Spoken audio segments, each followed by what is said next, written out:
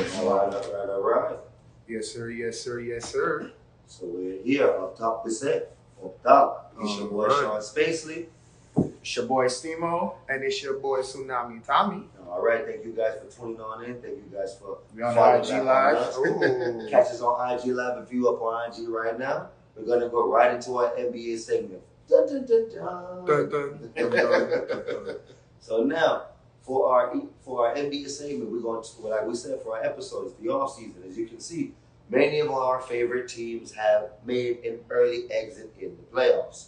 We only have the Knicks, the Pacers, the Celtics, the Mavericks, Oklahoma, just to name a few that are still left in the postseason. But now, the off-season news is what's been really grabbing me, Steve-Mo and Tsunami. Like, for example, Phoenix got rid of Frank Vogel.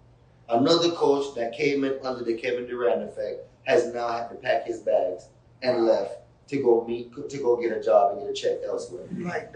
That's another thing that I want people to like bring awareness about. Like I said, I don't want to throw any shade, but I just want people to bring it to their awareness. I feel bad for NBA coaches now. Yes. Because it's like now, to me, I'm seeing this new trend where basically the players are the coaches. Yes. If however much influence you have as a player, the coach is not going to take you something to backlash, whether you win or lose, regardless of what's happening. So like you said, it goes to your points, basically. Like, we have all these superstars that they go to a team where they say they go to a team that they want to go to, and then they get the coach. It's not like they get a coach where they don't want, or they get a coach that they don't like. They get the coach that they want, but in somehow, some way, they turn up either not getting into the playoffs or getting swept in the playoffs.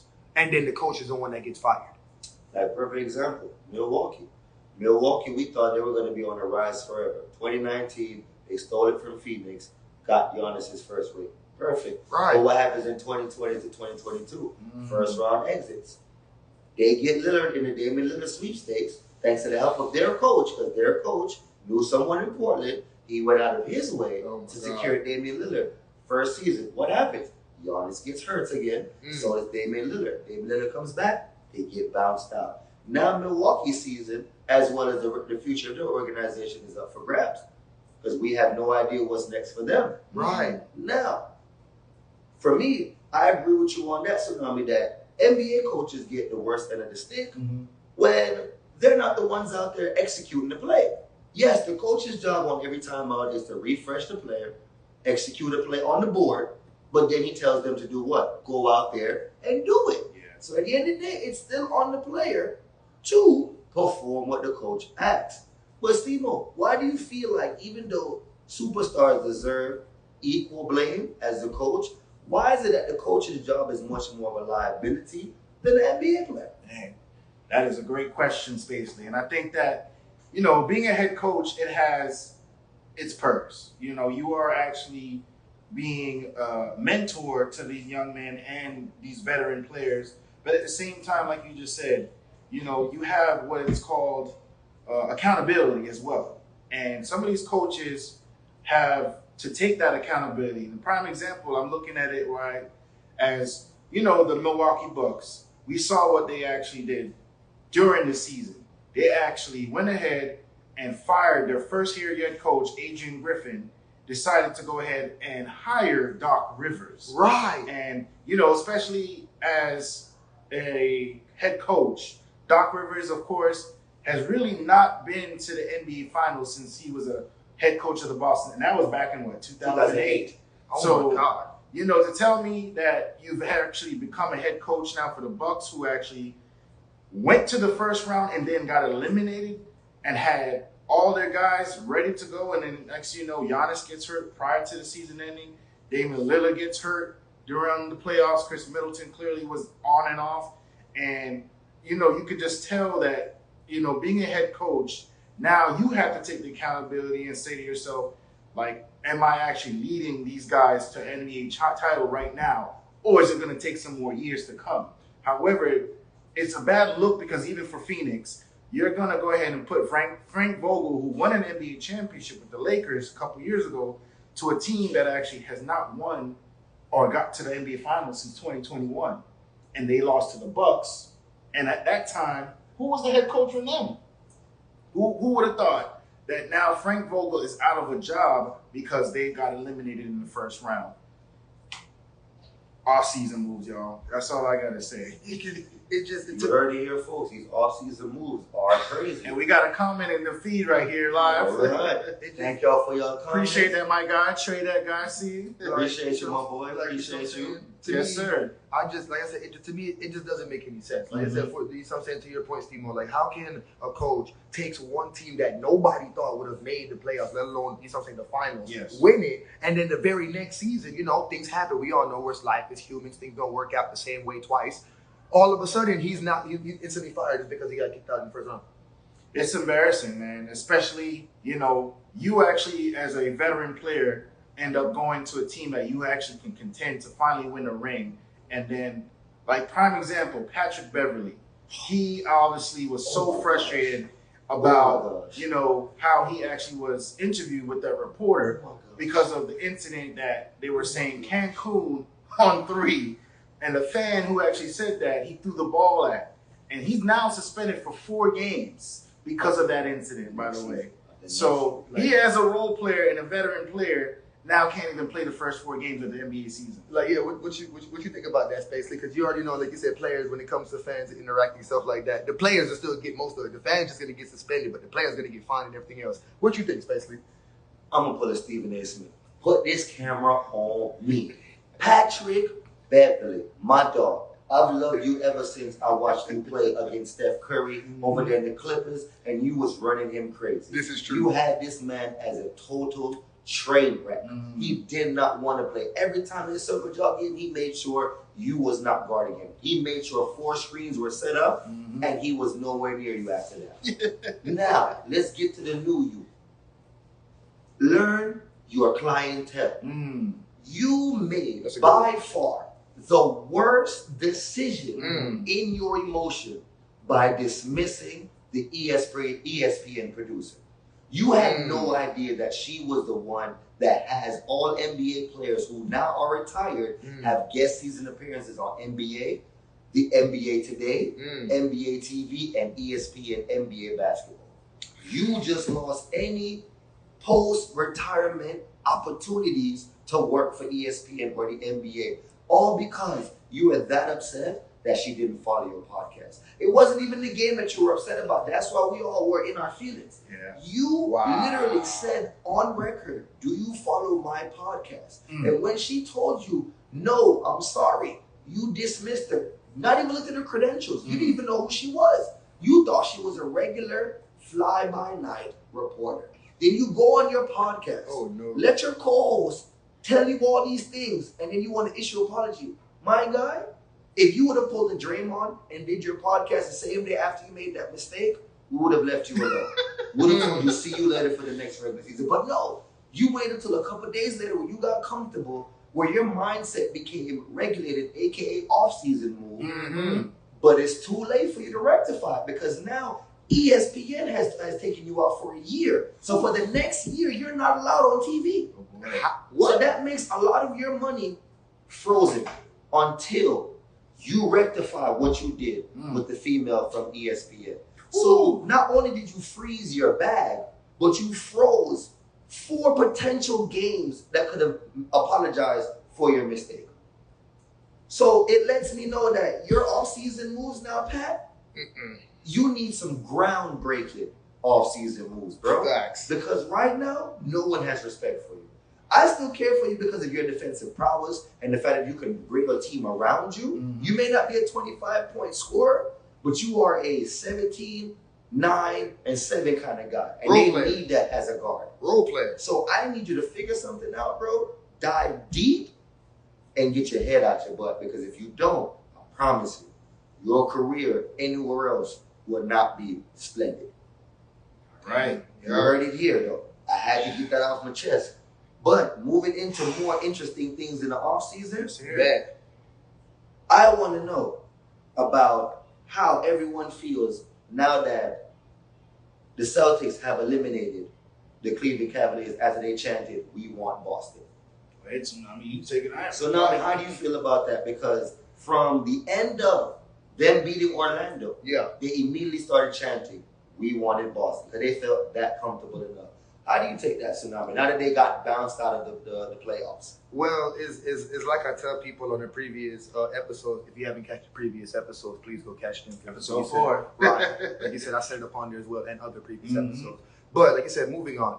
I told people this. I told them, I said, when it comes to certain teams, when you look at the NBA history itself, when it comes to teams playing in the playoffs, there is a certain bracket of teams that we can say, regardless with our eyes closed, we can take a shot in the dark and it's going to land on one of those teams. Orlando, the Cavaliers, and other teams like the Pacers, just to name a few, they're not in that bracket of what we talk about that normally makes the playoffs regardless of who's on that team. So now that's why I was looking at the Cavs. I said, okay, you guys got to understand that who do they really got on there besides Donovan Mitchell to help Donovan Mitchell to get to the finals? No one. Nobody. They don't really get right. See, nobody. They don't really have anybody to help them to get there or have that type of, playoff/finals mindset to be like, hey, I've been here before. Right. Here's what we can do to actually open the gates and actually get there. You see what I'm saying? So now, when they were chanting, saying that we want Boston, everybody was, and I'm pretty sure I'm not by myself, everybody looking at them and say, okay. Because at the end of the day, we already know what's about to happen. Facts. We knew what the outcome was. So at the end of the day, I try to tell them, it's like, I'm sorry, you brought that up on yourselves. I'm sorry, Cavs fans, but you brought that up on yourself. Yeah. Exactly. Now, Steve-Mo, keeping into the offseason groove of things, now that Donovan Mitchell and Kevin Durant have decided this is all they can do, they're going to Cancun, do you believe that Kevin Durant is still a valuable elite player? He's going into his later years now. His best seasons are behind him. I have to admit that he's not washed, but his best seasons were in Golden State, in my opinion. He did give us a little glimpse of Golden State when he was in Brooklyn. So do you feel like Kevin Durant still has what it takes to go get one more championship? Or do you feel like folks should just focus on Donovan Mitchell and KD is where he is? Man, great questions, Spacely. And I mean, I think especially with, the way how this season went for Kevin Durant, it wasn't the best. He actually wanted to get to the next round, I'm sure, especially in the seeding that they were in. And especially knowing how healthy he was this season. He didn't really miss a lot of games, compared to how he was in the previous years. But Kevin Durant, to me, right now where he is, he obviously knows that now he actually is needing to be able to win without two other all-star guys. And why I say that is because when he actually went to Golden State Warriors, he had other all-star players. Now, he actually decided to go ahead and say, I'm playing with Devin Booker and Bradley Beal. Two other all-star guys that also could have had a chance to actually get him back to that elite Kevin Durant status that we used to know. Now, I see it as, all right, Kevin Durant, you've actually won 2 NBA championships, you've won multiple gold medals, and you're already in the top 75. Literally, you just need to now understand that you have to be on a team that is ready to win now. And clearly, Phoenix Suns is not going to win now. They just fired their coach.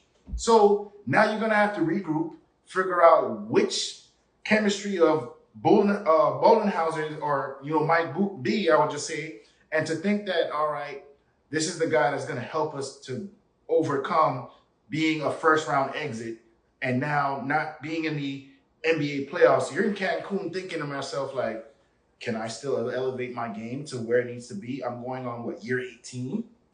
I mean, that says a lot. And that shows me that Kevin Durant now needs to be on the team, whether it's Phoenix or, hey, other teams might be interested, especially now where he's out of age, where he can decide to say, cut my paycheck. I can actually go ahead and win now.